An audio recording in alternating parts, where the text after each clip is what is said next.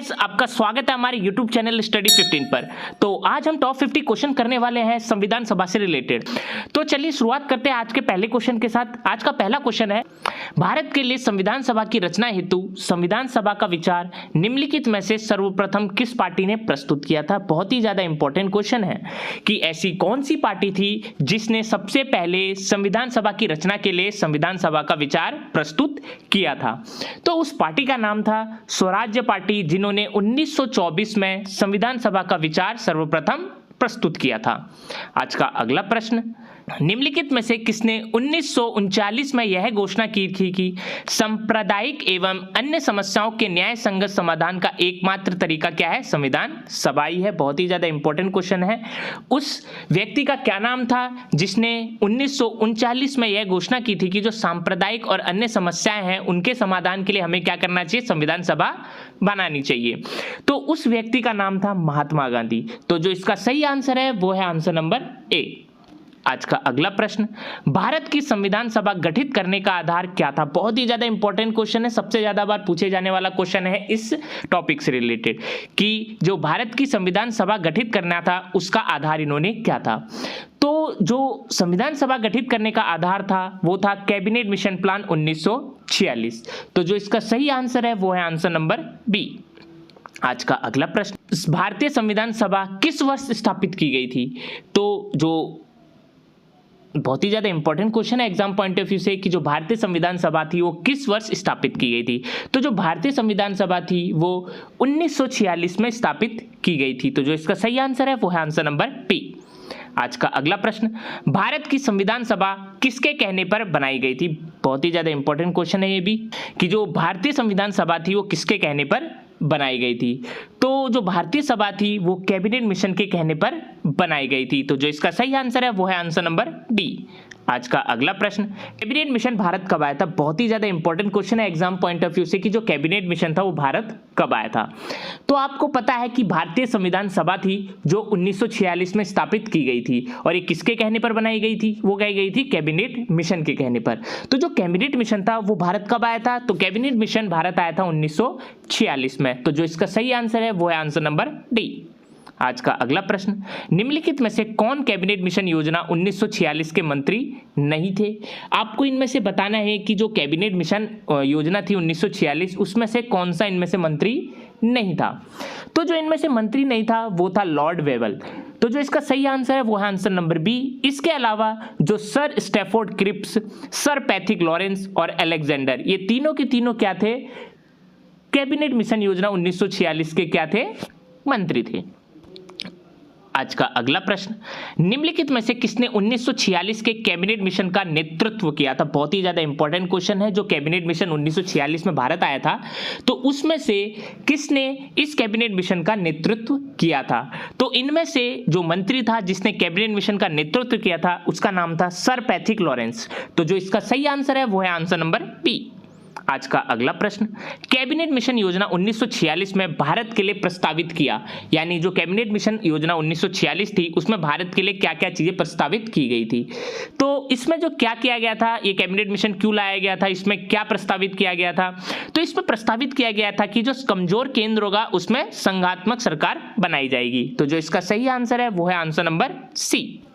आज का अगला प्रश्न, कैबिनेट मिशन योजना के अंतर्गत संविधान निर्मात्री परिषद में प्रत्येक प्रांत को आवंटित सदस्य संख्या निर्धारित करने के लिए एक प्रतिनिधि कितनी जनसंख्या के अनुपात में होना चाहिए? तो जो जनसंख्या का अनुपात होना चाहिए वो होना चाहिए 10 लाख व्यक्ति। तो जो इसका सही आंसर है वो है आंसर नंबर बी। आज का अगला प्रश्न, कैबिनेट मिशन योजना के अनुसार संविधान सभा में कुल कितने सदस्य होने चाहिए थे? बहुत ही ज्यादा इंपॉर्टेंट क्वेश्चन है कि संविधान सभा में कुल कितने सदस्य होना चाहिए थे कैबिनेट मिशन के अनुसार। तो जो कैबिनेट मिशन के अनुसार संविधान सभा में जो सदस्यों की संख्या होनी चाहिए थी वो होनी चाहिए थी 389। तो जो इसका सही आंसर है वो है आंसर नंबर डी। आज का अगला प्रश्न, कैबिनेट मिशन योजना के अनुसार निम्नलिखित में से कौन सी एक संविधान सभा निर्वाचित किए जाने की पद्धति थी? बहुत ही ज्यादा इंपॉर्टेंट क्वेश्चन है। आपको इनमें से बताना है कि संविधान सभा निर्वाचित जाने की कौन सी पद्धति थी। तो इनमें से जो कैबिनेट मिशन योजना के अनुसार जो संविधान सभा निर्वाचित किए जाने की जो पद्धति थी वो थी अंशतः प्रांतीय विधानसभाओं द्वारा निर्वाचित एवं अंशतः देशी नरेशों द्वारा नामित। तो जो इसका सही आंसर है वो है आंसर नंबर डी। आज का अगला प्रश्न, भारतीय इतिहास के संदर्भ में प्रांतों से संविधान सभा के सदस्य कि जो प्रांतों से संविधान सभा के सदस्य थे वो कौन थे? तो जो भारतीय संविधान सभा के जो सदस्य थे वो प्रांतीय विधानसभाओं द्वारा निर्वाचित हुए थे। तो जो इसका सही आंसर है वो है आंसर नंबर सी। आज का अगला प्रश्न, संविधान सभा के गठन के संबंध में निम्न कथनों पर विचार कीजिए। तो आपको क्या करना है, ये जो संविधान सभा थी उसके रिलेटेड आपको ये नीचे कथन दे रखे हैं, आपको उसके संबंध में आपको बताना है। तो इनमें से कौन सा सही है वो आपको बताना है। तो इनमें से जो सही है संविधान सभा के गठन से रिलेटेड वो थे कि संविधान सभा की कुल सदस्य संख्या कितनी थी? 389 थी। तो जो इसका सही आंसर है वो है आंसर नंबर सी, क्योंकि इसमें कोई भी प्रतिनिधि 4 घटक नहीं थे कि हिंदू, मुस्लिम, सिख, ईसाई इनमें से चुने जाने थे, ये इससे रिलेटेड नहीं था। संघीय संविधान समिति के जो अध्यक्ष थे वो सरदार वल्लभ भाई पटेल थे, ये भी नहीं थे उनमें से।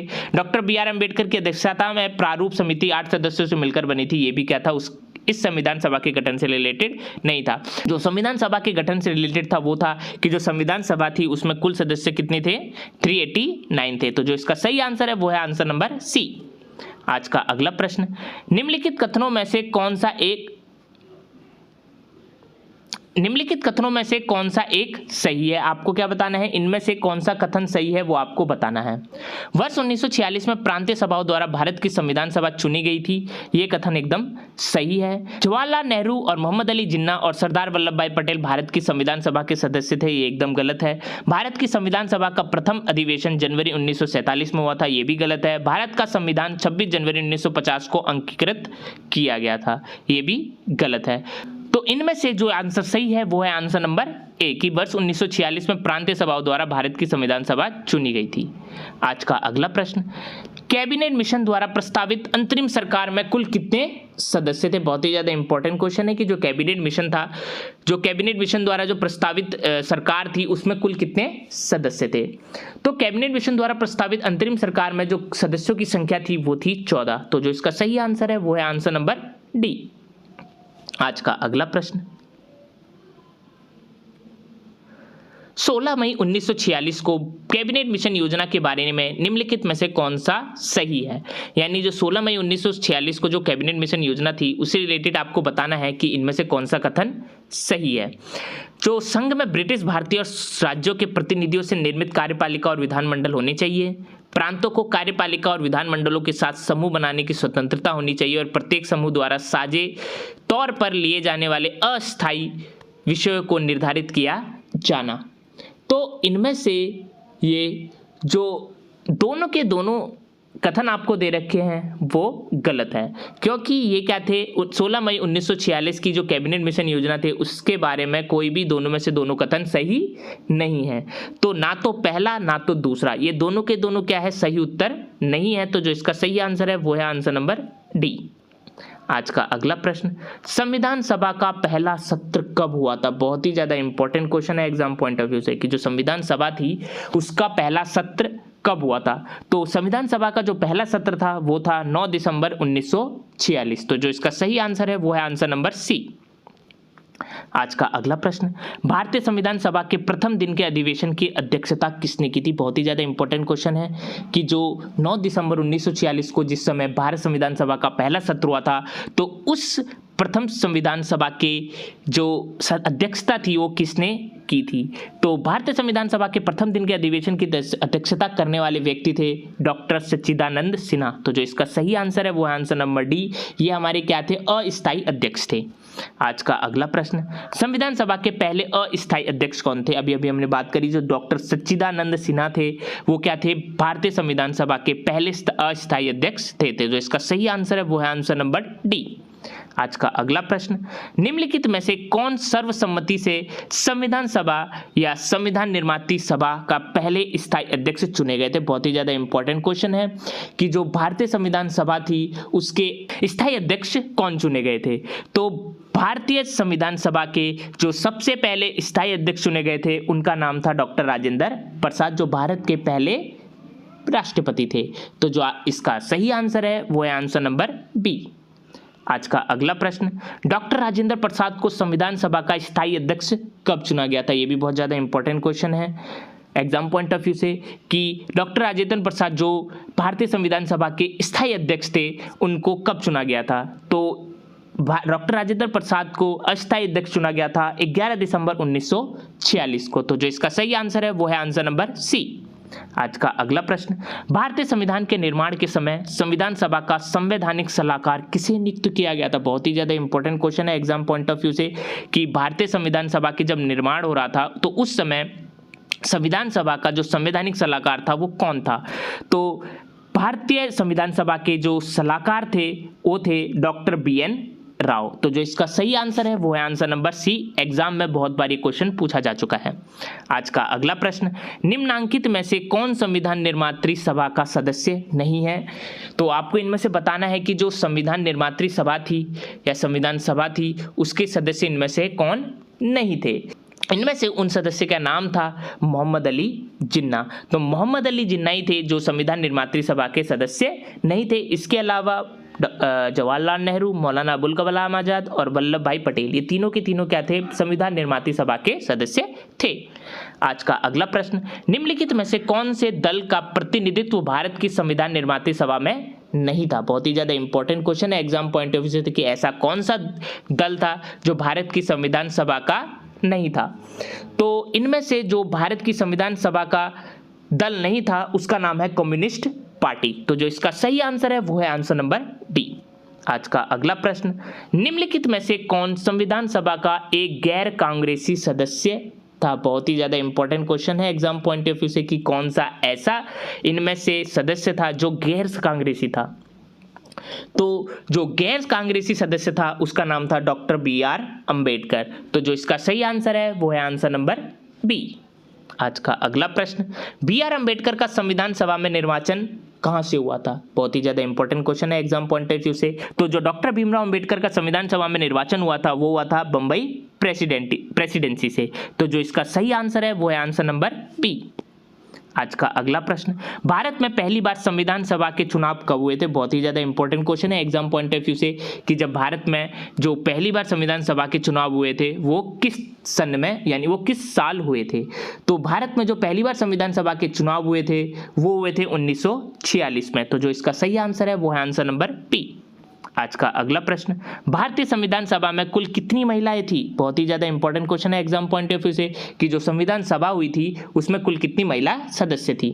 तो उसमें जो महिलाओं की संख्या थी वो थी 15। तो जो इसका सही आंसर है वो है आंसर नंबर ए। आज का अगला प्रश्न, सभा के विचार विमर्श के लिए मार्गदर्शन करने के लिए उद्देश्य संकल्प आंदोलन का प्रारंभ किनके द्वारा किया गया था? बहुत ही ज्यादा इंपॉर्टेंट क्वेश्चन है कि सभा के विचार विमर्श के लिए मार्गदर्शन के लिए एक संकल्प आंदोलन का प्रारंभ हुआ था। तो इनमें से किसके द्वारा किया गया था? तो उस आंदोलन का जो प्रारंभ किया था वो किया था हमारे भारत के पहले प्रधानमंत्री पंडित जवाहरलाल नेहरू जी ने। तो जो इसका सही आंसर है वो है आंसर नंबर ए। आज का अगला प्रश्न, संविधान सभा में जवाहरलाल नेहरू द्वारा उद्देश्य प्रस्ताव कब प्रस्तुत किया गया था? बहुत ज्यादा इंपॉर्टेंट क्वेश्चन है कि जो हमारा उद्देश्य प्रस्ताव था वो किसके द्वारा प्रस्तुत किया गया था? वो किया गया था भारत के प्रथम प्रधानमंत्री पंडित जवाहरलाल नेहरू द्वारा। तो ये कब प्रस्तुत किया गया था? तो ये प्रस्तुत किया गया था 13 सितंबर 1946 को। तो जो इसका सही आंसर है वो है आंसर नंबर बी। आज का अगला प्रश्न, भारत को एक संविधान देने का प्रस्ताव संविधान सभा द्वारा कब पारित किया गया था? ये भी बहुत ज्यादा इंपॉर्टेंट क्वेश्चन है एग्जाम पॉइंट ऑफ व्यू से। तो इसको पारित करने की जो डेट थी वो थी जनवरी 22, 1947। तो जो इसका सही आंसर है वो है आंसर नंबर बी। आज का अगला प्रश्न, संविधान सभा में वयस्क मताधिकार को 15 वर्ष के लिए स्थगित करने की बात की थी। तो बहुत ही ज्यादा इंपॉर्टेंट क्वेश्चन है एग्जाम पॉइंट ऑफ व्यू। संविधान सभा में वयस्क मताधिकार को 15 वर्ष के लिए स्थगित करने की बात की गई थी। तो वो किसने कही थी? तो उसको कहने वाले व्यक्ति का नाम था मौलाना अबुल कलाम आजाद। तो जो इसका सही आंसर है वो है आंसर नंबर सी। आज का अगला प्रश्न, निम्नलिखित में से कौन से कथन संविधान सभा के विषय में नहीं है? आपको इनमें से बताना है संविधान सभा के विषय से इनमें से कौन सा कथन नहीं है। तो जो संविधान सभा से जो इनमें से कथन नहीं है वो है कि वह वयस्क मताधिकार पर आधारित नहीं था, ये संविधान सभा के विषय से रिलेटेड नहीं है। वह प्रत्यक्ष निर्वाचन का परिणाम था, ये भी क्या था, संविधान सभा के विषय से रिलेटेड नहीं था। इसके अलावा जो बहुदलीय निकाय था या उसके अलावा जो अनेक समितियों के माध्यम से कार्य किया जाना था, ये दोनों क्या थे, संविधान सभा के विषय से रिलेटेड थे। तो जो पहला और दूसरा है वो संविधान सभा के विषय से रिलेटेड नहीं है। तो जो इसका सही आंसर है वो है आंसर नंबर ए। आज का अगला प्रश्न, निम्नलिखित में से संविधान सभा के बारे में गलत कथन कौन सा है, यानी इनमें से आपको बताना है कि जो संविधान सभा से रिलेटेड इनमें से कौन सा ऐसा कथन है जो गलत है।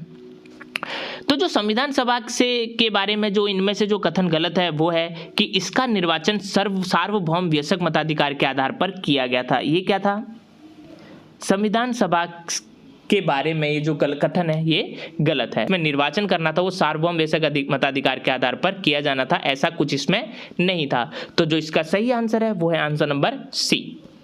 आज का अगला प्रश्न, स्वतंत्र भारत के लिए संविधान का प्रारूप तैयार करने के लिए किया गया राष्ट्रवादियों का सर्वप्रथम प्रभावी प्रयत्न कब शुरू हुआ। बहुत ही ज्यादा इंपॉर्टेंट क्वेश्चन है एग्जाम पॉइंट ऑफ व्यू से कि इनमें से किसके द्वारा जो स्वतंत्र भारत के लिए संविधान का प्रारूप तैयार करना था उसके लिए जो राष्ट्रवादियों का सर्वप्रथम प्रभावी था वो कब शुरू किया गया था, यानी इनमें से किससे शुरू किया गया था। तो जो शुरू किया गया था वो किया गया था नेहरू रिपोर्ट से। तो जो इसका सही आंसर है वो है आंसर नंबर सी। आज का अगला प्रश्न, भारत के संविधान का प्रारूप तैयार करने वाली संविधान सभा के सदस्यों को, यानी आपको इनमें से बताना है कि जो भारत के संविधान का अगर प्रारूप तैयार करना था तो इनमें से जो संविधान सभा के सदस्य थे वो कहाँ से नामित किए गए थे या वो कहाँ से चुने गए थे। तो भारत के लिए संविधान का प्रारूप तैयार करने के लिए संविधान सभा के सदस्यों को विभिन्न प्रांतों की विधानसभाओं द्वारा चुना गया था। तो जो इसका सही आंसर है वो है आंसर नंबर सी। आज का अगला प्रश्न, भारत के संविधान की या भारतीय संविधान सभा की प्रारूप समिति के अध्यक्ष कौन थे। बहुत ही ज्यादा इंपॉर्टेंट क्वेश्चन है एग्जाम पॉइंट ऑफ व्यू से कि जो भारत की संविधान सभा थी उसका जो प्रारूप समिति का अध्यक्ष था वो कौन था। तो भारतीय संविधान सभा के जो प्रारूप समिति के अध्यक्ष थे वो थे डॉक्टर PR अंबेडकर। तो जो इसका सही आंसर है वो है आंसर नंबर ए। आज का अगला प्रश्न, संविधान सभा ने डॉक्टर भीमराव अंबेडकर की अध्यक्षता में प्रारूप समिति का गठन कब किया था। बहुत ही ज्यादा इंपॉर्टेंट क्वेश्चन है। अभी हमने पढ़ा कि जो संविधान सभा थी उसका जो प्रारूप समिति के अध्यक्ष थे वो कौन थे, डॉक्टर BR अम्बेडकर। तो ये जो प्रारूप समिति थी वो डॉक्टर BR अम्बेडकर की अध्यक्षता में की गई थी। तो इसका गठन कब हुआ था। तो जो इसका गठन हुआ था वो हुआ था 29 अगस्त 1947 को। तो जो इसका सही आंसर है वो है आंसर नंबर डी। आज का अगला प्रश्न, भारतीय संविधान की प्रारूप समिति में कितने सदस्य। बहुत ही ज्यादा इंपॉर्टेंट क्वेश्चन है एग्जाम पॉइंट ऑफ व्यू से। जो भारतीय संविधान की प्रारूप समिति थी उसमें कितने सदस्य थे। तो ये जो प्रारूप समिति थी उसका गठन कब किया गया था, 29 अगस्त 1947 को किया गया था। और जो प्रारूप समिति थी उसमें सदस्यों की संख्या थी वो थी 7। तो जो इसका सही आंसर है वो है आंसर नंबर डी। आज का अगला प्रश्न, भारतीय संविधान का प्रथम प्रारूप तैयार किया गया था, यानी जो भारतीय संविधान सभा था उसका जो प्रथम प्रारूप था वो किसके द्वारा तैयार किया गया था। तो जो भारतीय संविधान का जो प्रथम प्रारूप था वो तैयार किया गया था BN राव द्वारा। तो जो इसका सही आंसर है वो है आंसर नंबर बी। आज का अगला प्रश्न, संविधान की प्रारूप समिति के सम्मुख संविधान की प्रस्तावना का प्रस्ताव किसने रखा। बहुत ही ज्यादा इंपॉर्टेंट क्वेश्चन है ये भी एग्जाम पॉइंट ऑफ व्यू से कि जो संविधान सभा की जो प्रारूप समिति थी उसके सम्मुख एक संविधान की प्रस्तावना का प्रस्ताव रखा गया था। तो वो किसने रखा था। तो प्रस्तावना का जो प्रस्ताव रखने वाले व्यक्ति थे वो थे भारत के पहले प्रधानमंत्री पंडित जवाहरलाल नेहरू जी। तो जो इसका सही आंसर है वो है आंसर नंबर ए। आज का अगला प्रश्न, निम्नलिखित में से कौन भारतीय संविधान के प्रारूपण के लिए जिम्मेदार संविधान सभा का हिस्सा नहीं था। तो आपको इनमें से बताना है कि जो भारतीय संविधान के प्रारूपण के लिए जिम्मेदार नहीं था वो कौन था। तो इनमें से जो भारतीय संविधान के प्रारूपण के लिए जिम्मेदार संविधान सभा का हिस्सा नहीं थे वो थे महात्मा गांधी। तो जो इसका सही आंसर है वो है आंसर नंबर बी। आज का अगला प्रश्न, निम्नलिखित में से कौन भारतीय संविधान की प्रारूपण समिति के सदस्य नहीं थे। बहुत ही ज्यादा इंपॉर्टेंट क्वेश्चन है एग्जाम पॉइंट ऑफ व्यू से कि ऐसे कौन से इनमें से व्यक्ति है जो भारतीय संविधान की प्रारूपण समिति के सदस्य नहीं थे। तो इनमें से जो भारतीय संविधान प्रारूपण समिति के सदस्य नहीं थे वो थे डॉक्टर राजेंद्र प्रसाद। इसके अलावा डॉक्टर BR अम्बेडकर और अल्लादी कृष्णा स्वामी और N गोपाल स्वामी अयंगार, ये तीनों की तीनों क्या थे, जो भारतीय संविधान की प्रारूपण समिति थी उनके सदस्य थे। तो जो इनमें से जो नहीं थे वो थे डॉक्टर राजेंद्र प्रसाद। आज का अगला प्रश्न, निम्नलिखित में से कौन संविधान प्रारूप समिति के सदस्य थे? आपको इनमें से बताना है कि जो संविधान प्रारूप समिति थे उनमें से कौन कौन अध्यक्ष थे। तो जो इनमें से जो प्रारूप समिति के अध्यक्ष थे वो थे एन गोपालास्वामी और अल्लादी कृष्णस्वामी अय्यर। ये दोनों के दोनों क्या थे? संविधान प्रारूप समिति के सदस्य थे। पंडित जवाहरलाल नेहरू और सरदार पटेल ये दोनों के दोनों क्या थे? प्रारूप समिति के सदस्य नहीं थे। इसके अलावा 7 हमारे क्या थे टोटल संविधान प्रारूप समिति के सदस्य थे। तो जो इसमें से सही आंसर है वो है पहला और तीसरा। तो जो इसका जो पहला और तीसरा है वो है आंसर नंबर सी। आज का अगला प्रश्न, भारतीय संविधान को बनाने हेतु भारतीय संविधान सभा के कुल कितने अधिवेशन हुए थे? बहुत ही ज्यादा इंपॉर्टेंट क्वेश्चन है एग्जाम पॉइंट ऑफ व्यू से कि जो भारतीय संविधान को बनाने में भारतीय संविधान सभा के कुल कितने अधिवेशन हुए थे। तो अधिवेशनों की संख्या थी 11। तो जो इसका सही आंसर है वो है आंसर नंबर सी। आज का अगला प्रश्न, संविधान सभा में भारतीय संविधान का तृतीय वाचन कब प्रारंभ किया गया था? तो भारतीय सभा में जो भारतीय संविधान का तृतीय वाचन था वो प्रारंभ किया गया था 17 नवंबर 1949 में। तो जो इसका सही आंसर है वो है आंसर नंबर डी। आज का अगला प्रश्न, भारत के संविधान के निर्माण में संविधान सभा को कितना समय लगा था? बहुत ही ज्यादा इंपॉर्टेंट क्वेश्चन है एग्जाम पॉइंट ऑफ व्यू से कि भारत के संविधान के निर्माण में संविधान सभा को कितना समय लगा था, यानी भारत के संविधान को बनने में टोटल कितना समय लगा था। तो भारत के संविधान को बनने में लगे थे 2 वर्ष 11 महीने और 18 दिन। तो जो इसका सही आंसर है वो है आंसर नंबर ए। आज का अगला प्रश्न, भारत का संविधान पूर्ण रूप से तैयार कब हुआ था? तो बहुत ही ज़्यादा इंपॉर्टेंट क्वेश्चन है ये भी एग्जाम पॉइंट ऑफ व्यू से कि जो भारत का संविधान था वो पूर्ण रूप से कब तैयार हुआ था। जो भारतीय संविधान था वो पूर्ण रूप से तैयार हुआ था वो हुआ था 26 नवंबर 1949 में। तो जो इसका सही आंसर है वो है आंसर नंबर बी। आज की क्लास का अंतिम प्रश्न, भारतीय संविधान को अपनाया गया था, यानी भारतीय संविधान को किसके द्वारा अपनाया गया था? बहुत ही ज्यादा इंपॉर्टेंट क्वेश्चन है एग्जाम पॉइंट ऑफ व्यू से कि भारतीय संविधान सभा को किसके द्वारा अपनाया गया था। तो भारतीय संविधान को अपनाया गया था संवैधानिक सभा द्वारा। तो जो इसका सही आंसर है वो है आंसर नंबर ए। तो ये थे आज के टॉप 50 क्वेश्चंस जो एग्जाम ओरिएंटेड थे। तो ये सारे के सारे क्वेश्चंस बहुत ही ज्यादा इंपॉर्टेंट थे एग्जाम पॉइंट ऑफ व्यू से। अगर ये आपने सारे क्वेश्चंस को सॉल्व कर लिया तो इसके बाद मैं क्या करूंगा, टॉप 50 क्वेश्चंस और लेके आ रहा हूं, आप उन क्वेश्चंस को भी सॉल्व करिएगा। तो अगर ये वीडियो आपको अच्छी लगी तो जाकर हमारे चैनल को सब्सक्राइब करिए और लाइक के बटन को दबाइए।